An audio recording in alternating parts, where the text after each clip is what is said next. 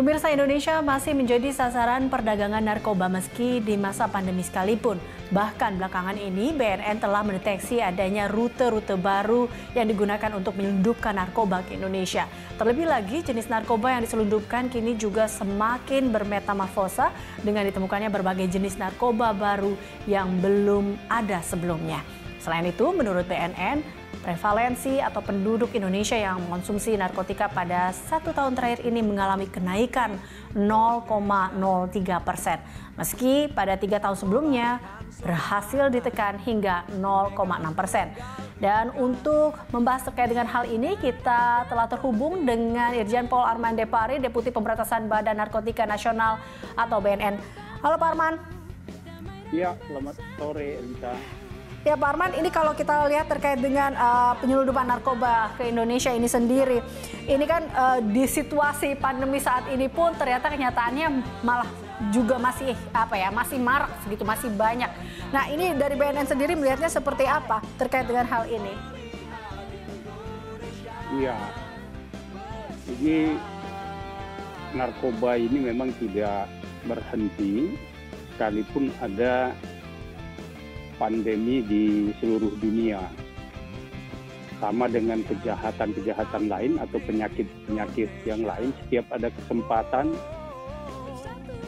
setiap waktu mereka bisa saja masuk karena sindikat ini pada dasarnya tidak mati. Tapi kalau memang mereka belum melihat peluang yang baik, mereka berhenti.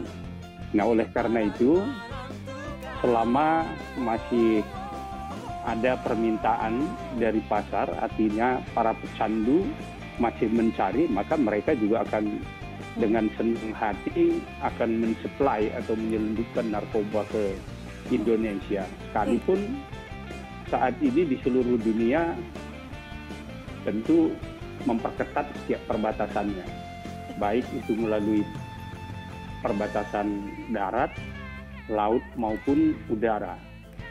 Nah, apalagi di Indonesia yang perbatasannya sangat terbuka dan begitu dekat dengan negara-negara tetangga, sehingga pengawasan yang kita lakukan bersama dengan institusi-institusi yang lain, dengan stakeholder yang lain, ini kelihatannya memang belum cukup untuk mengawasi mereka, karena setiap ada peluang pasti mereka masuk. Nah, inilah yang menjadi tugas kita bersama untuk membendung atau paling tidak untuk kembali bersama kami dalam Prime Time pemirsa, dan kita masih terhubung dengan Irjen Pol Arman Depari terkait dengan, kita tahu bahwa tadi kita terputus sebelum jeda, kita sempat membahas terkait dengan jenis-jenis baru yang masuk saat ini dan juga range usia yaitu 15 sampai 30 saat ini Pak Arman.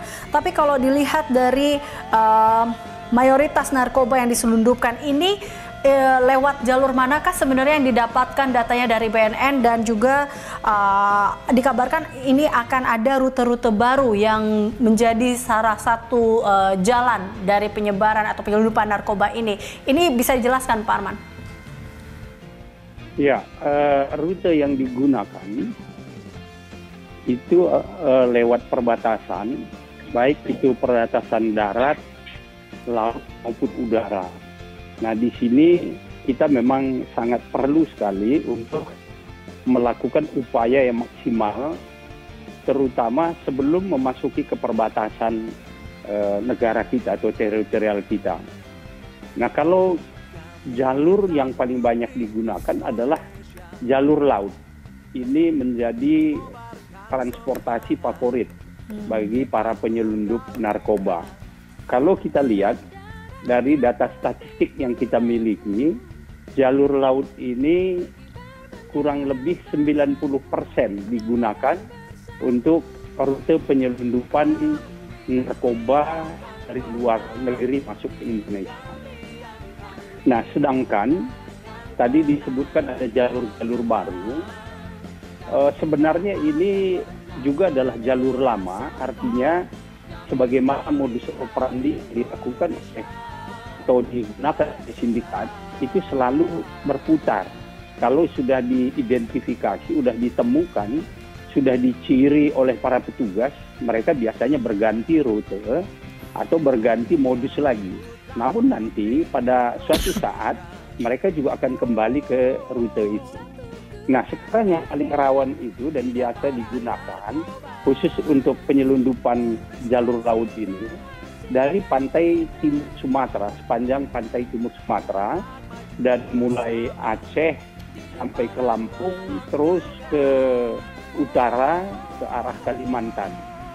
Nah, ini memang rute-rute tradisional yang digunakan karena ini adalah perbatasan yang sangat dekat dengan negara lain, dan di Selat Malaka ini adalah jalur transportasi laut perdagangan dunia yang salah satu yang tersibuk di dunia. Namun juga banyak juga yang menggunakan jalur pantai barat Sumatera. Nah, itu biasanya dari Laut Andaman di daerah India sana, kemudian masuk ke Samudra Hindia.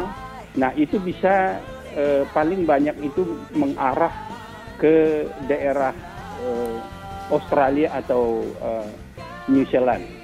Nah, memang di tempat inilah paling banyak penyelundupan narkoba yang kita temukan.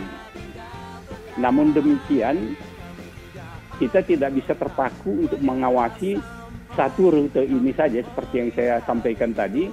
Ketika mereka tidak nyaman atau ketika mereka melihat bahwa di suatu tempat itu tidak begitu baik dari sisi mereka, mereka akan melakukan pertukaran rute. Bahkan beberapa tahun yang lalu kita juga menemukan rute yang mereka gunakan melalui daerah timur Indonesia, yaitu melalui Manado, bahkan terus ke Papua sana.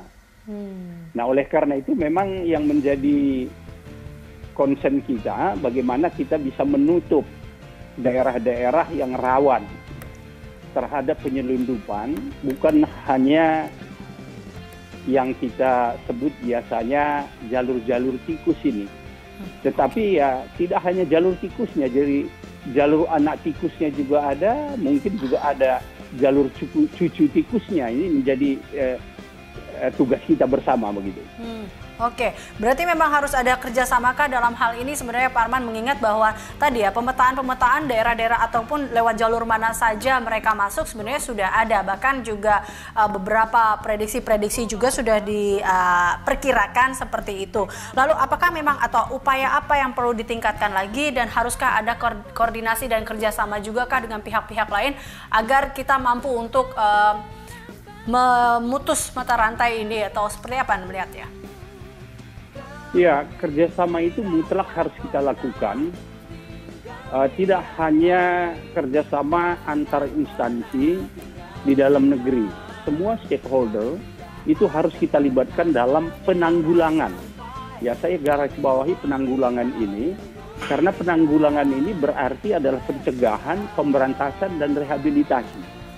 Jadi kita bukan hanya untuk memberantas. Nah, kemudian kerjasama juga harus kita lakukan dengan negara-negara tetangga kita, baik di dalam kawasan ASEAN maupun internasional. Kenapa? Karena kejahatan narkoba ini pasti bentuknya adalah kejahatan lintas negara atau transnasional. Tidak ada narkoba yang hanya melibatkan satu teritori negara, itu pasti dua atau lebih. Nah, demikian juga para pelakunya juga pasti melibatkan beberapa kewarganegaraan atau nationality. Nah, oleh karena itu, kalau kita tidak bekerja sama, tidak bisa saling membantu, tukar-menukar informasi paling tidak, maka kita akan selalu ketinggalan dan kehilangan jejak. Nah, oleh karena itu, seperti jadi disampaikan, kerjasama itu adalah kuncinya.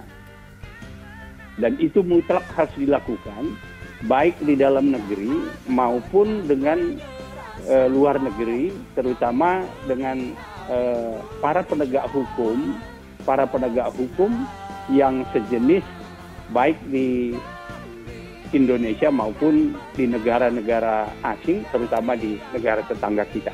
Baik, baik. Terima kasih Pak Arman telah bergabung bersama kami dalam Prime Time. Pemirsa, Irjen Pol Arman Depari, Deputi Pemberantasan BNN.